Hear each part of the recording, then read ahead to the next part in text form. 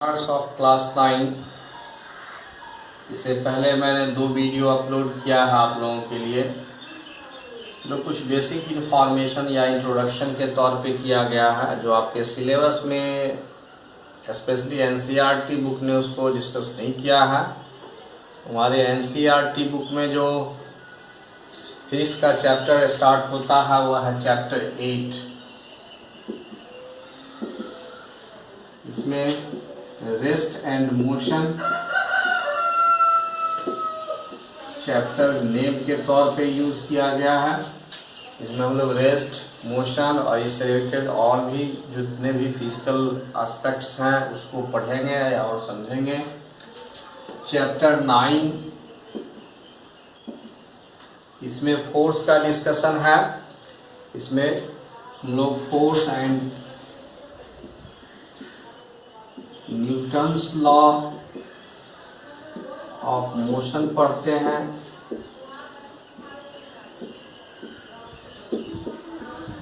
कुछ फोर्स का खासियत, कैरेक्टर वगैरह भी जानेंगे, समझेंगे। न्यूटन्स लॉ का क्या क्या यूजेस है, ये क्यों पढ़ा जाता है, इसके बारे में बहुत क्वाइट बेसिक लॉ है ये। चैप्टर 10, इस चैप्टर में डिस्कस किया गया है ग्रेविटेशन।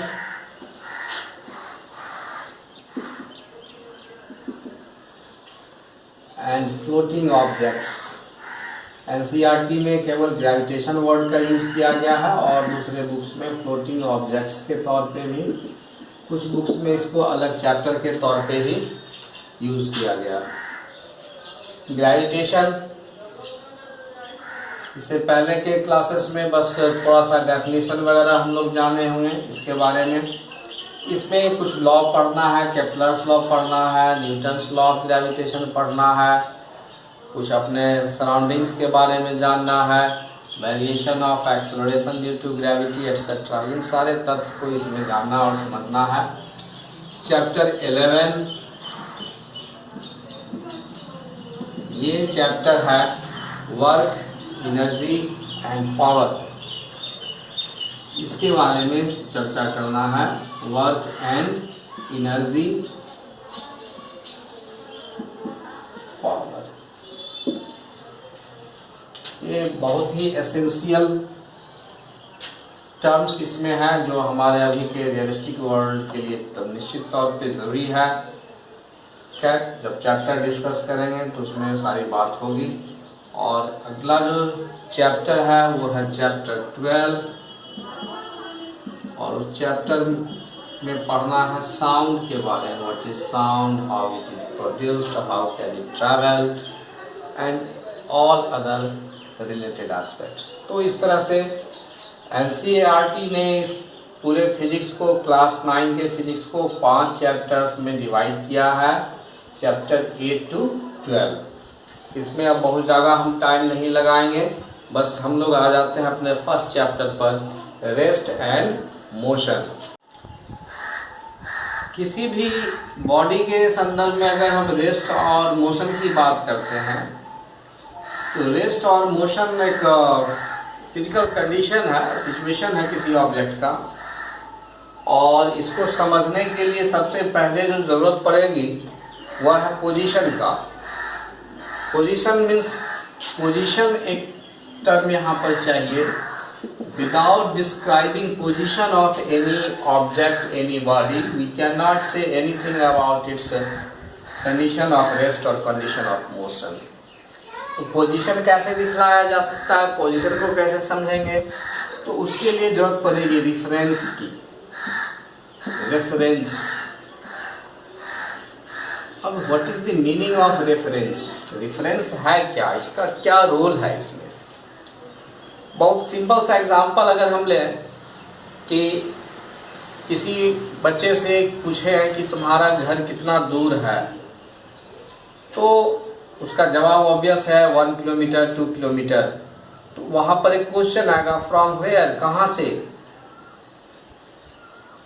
तो ये जो जवाब है कहाँ से, यानी किसके रेस्पेक्ट में, कौन से जगह की तुलना में, किस पॉइंट्स के रेस्पेक्ट में, तो वो जो हमने एक स्टैंडर्ड सेट किया कि इस रेस्पेक्ट में that standard is known as reference. तो रेफरेंस, व्हाट इज रेफरेंस? अब रेफरेंस के तौर पे हम लोग कुछ भी ले सकते हैं, कोई पॉइंट हो सकता है, कोई लाइन हो सकता है, कोई कार्टेशियन प्लेन हो सकता है, या कोई पोलर सिस्टम हो सकता है, कुछ भी पॉसिबल है।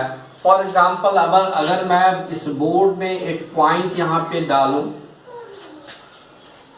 और पूछा जाए कि इसका पोजीशन क्या है, कहाँ पर है यह, तो एक सिंपल सा जवाब आएगा, और वो जवाब है कि it is inside this board, it is on this board. लेकिन ऐसा कहने से क्लियर नहीं होता है कि उसका मेजरमेंट का एस्पेक्ट क्या होगा, कैसे दिखलाएंगे उसको। तो एक तरीका है कि मैं इस एज को एक रेफरेंस ले लूं और इसी का एक कंजुगेट साथ में एक दूसरा सहयोगी रेफरेंस के तौर पे दूसरा एज ले लूं, और यहाँ से इसका परपेंडिकुलर डिस्टेंस और यहाँ से इसका परपेंडिकुलर डिस्टेंस किसी एक पर्टिकुलर पॉइंट को ही दिखलाएगा, और इस तरह से हम उसके पोजीशन को एक्सप्लेन कर सकते हैं।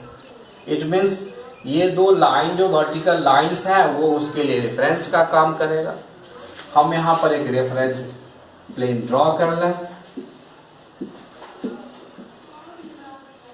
और दो वर्टिकल लाइंस जो एक हॉरिजॉन्टल हो और एक परपेंडिकुलर हो, उस सिस्टम को हम लोग कहते हैं कार्टेशियन सिस्टम, कार्टेशियन प्लेन ये हो गया। अब इस पॉइंट का आसानी से लोकेशन दिया जा सकता है कि this point is y centimetre और metre away from this line and x metre और centimetre away from this line.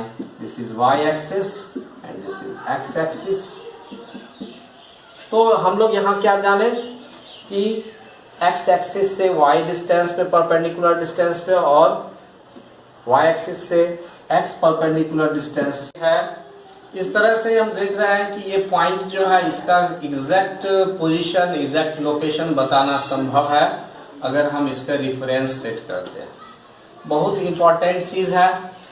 एक दूसरा पॉइंट हम ले रहे हैं A। अब हम तो ये पूरा का पूरा एक फ्रेम लिए, एक पॉइंट से भी दिखलाया जा सकता है। फॉर एग्जांपल एक पॉइंट A लिया गया है और दूसरा पॉइंट B लिया गया है। तो इस A के रेस्पेक्ट में B को अगर बताना हो तो क्या करना होगा? पहले तो यहाँ से यहाँ तक का जो बीच का डिस्टेंस है उसको मापें। सपोज दिस इज 1 मीटर, इतनी दूरी है। लेकिन अब यहाँ पे एक मामला आएगा कि इन विच डायरेक्शन, यहाँ से रेडियली हर तरफ तो A मीटर ही पॉसिबल है, तो इसके लिए एक लाइन की ज़रूरत पड़ेगी जो हॉरिजॉन्टल लाइन हम लोग लेंगे, और उस लाइन के रेस्पेक्ट में एक एंगल सेट करना पड़ेगा। Suppose this is theta angle, means यहाँ से इस लाइन पर के पॉइंट A से A मीटर के डिस्टेंस पे पॉइंट B है, लेकिन इस लाइन से वह थीटा एंगल पे एग्जिस्ट करता है। तो यह भी एक पॉइंट रेफरेंस के तौर पे है, इसको हम लोग रेफरेंस पॉइंट कहेंगे। इसको हम लोग रेफरेंस फ्रेम कहेंगे। इस तरह से हम लोग समझे reference point and reference frame, ये कार्टेशियन फॉर्म में है और ये पोलर फॉर्म में है। मीन्स A और थीटा इसका पोलर पोजीशन हो गया, इसका x और y कार्टेशियन पोजीशन हो गया। इस तरह से हम पोजीशन दिखलाए। अब थोड़ा इसको फिजिकल वर्ल्ड में आते हैं, वास्तविक दुनिया में आते हैं। सपोज करें कि एक आदमी जो ट्रेन में बैठा हो, ट्रेन में बैठा हुआ आदमी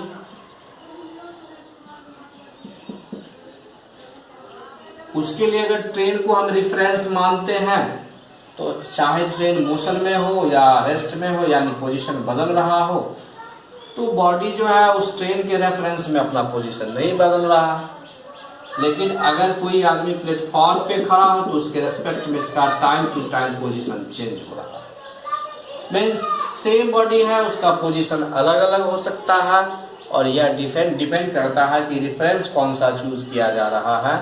तो यहाँ रेफरेंस रेस्ट और मोशन को डिस्क्राइब करने के लिए सबसे इम्पॉर्टेंट थिंग है, और दूसरा इम्पॉर्टेंट थिंग है पोजीशन। पोजीशन डिपेंड करेगा रेफरेंस पे, और इस तरह से हम लोग अब डिफाइन कर सकते हैं मोशन और रेस्ट के कंडीशन को। कैसे डिफाइन करेंगे उसको जरा देख लेते हैं। डेफिनेशन इस तरह से होगा, when a body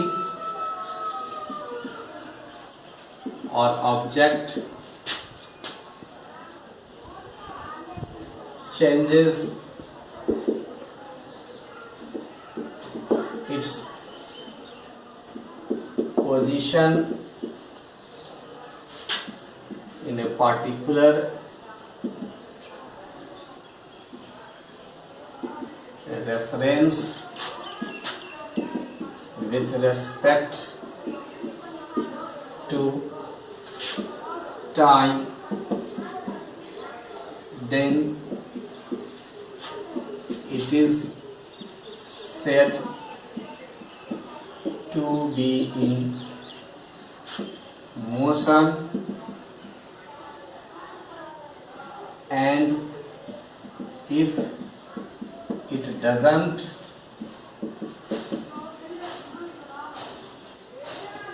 change its position in the same reference,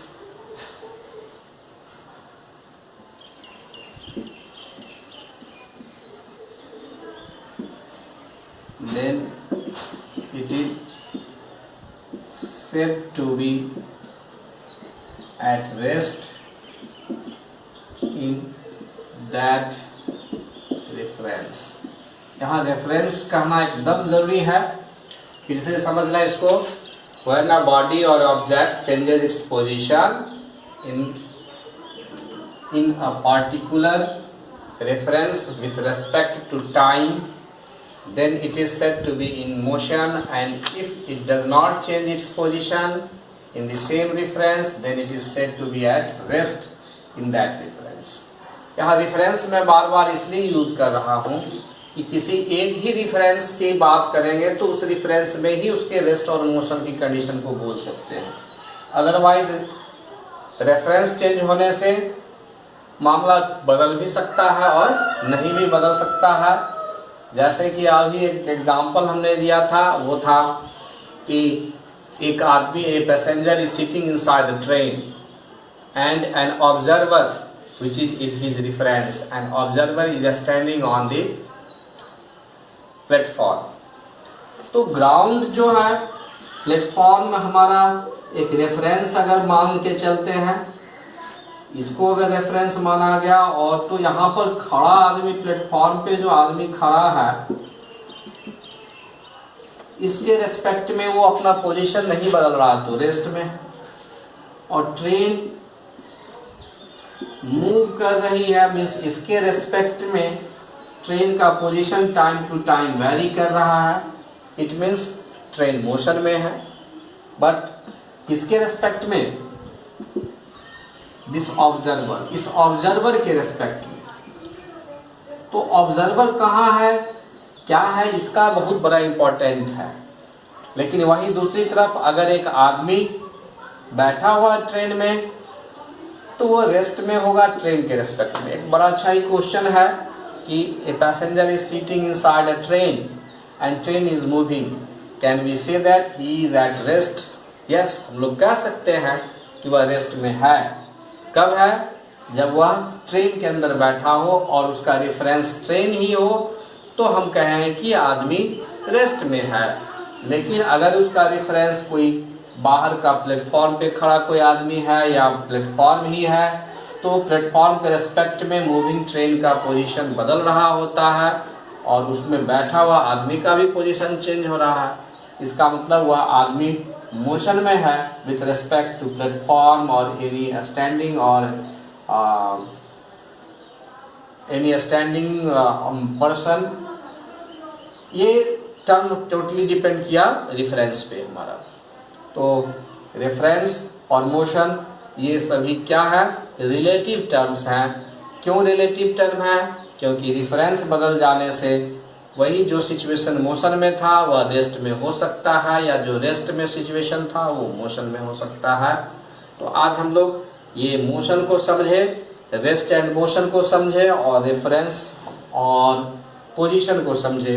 position का मतलब यह होता है कि किसी पर्टिकुलर रेफरेंस के रिस्पेक्ट में बॉडी का कंडीशन क्या है, सिचुएशन क्या है, वह कितनी दूरी पे है, कितने एंगल पे है, ये सारे डिस्क्रिप्शन बॉडी के पोजीशन को डिस्क्राइब करता है। और without describing position no one can explain about the condition of rest और मोशन। और क्योंकि पोजीशन जब तक वैरी नहीं करेगा किसी रेफरेंस में तो मोशन कहा नहीं जा सकता है। तो पोजीशन इज इम्पॉर्टेंट थिंग, और पोजीशन को बताने के लिए रेफरेंस एक इम्पॉर्टेंट चीज़ है, इम्पॉर्टेंट टर्म है। तो आज का जो वीडियो लेक्चर है इसमें हम बस इस छोटे से टॉपिक को reference, position, rest and motion का कंडीशन, इन बातों को मैंने डिस्कस किया है। अगले वीडियो में और इस टॉपिक को आगे बढ़ाया जाएगा और इससे जुड़े हुए जितने भी फिजिकल क्वांटिटीज हैं या अदर फिजिकल एस्पेक्ट्स हैं उसको डिस्कस किया जाएगा। मेरा सभी स्टूडेंट्स से या स्टूडेंट्स को यह कहना है जो क्लास 9 के हैं अपने कलीग्स को इसको शेयर करें और इस चैनल को सब्सक्राइब करें ताकि जब कभी भी कोई वीडियो अपलोड हो तो उसका नोटिफिकेशन आपके पास तक पहुंच सके। आप अपने क्लास से जुड़े हुए या फिर सीनियर क्लास या फिर जैसे मैंने आज 10 का वीडियो भी डाला है, 11th भी डाला गया है, तो जो जिस लेवल में है उनको आप सलाह दे सकते हैं, उनको शेयर कर सकते हैं। That's all.